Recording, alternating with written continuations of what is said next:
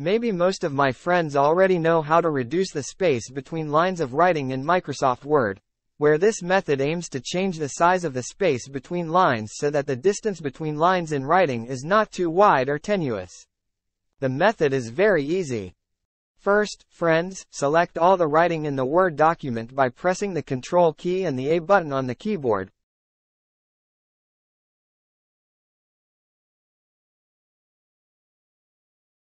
After that, friends, click on the spacing settings on the home menu.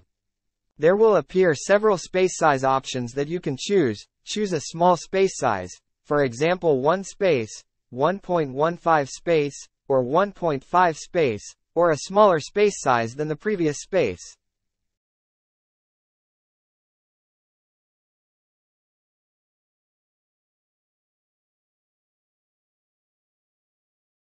After you choose the spacing size you want, that size will automatically be applied to the document.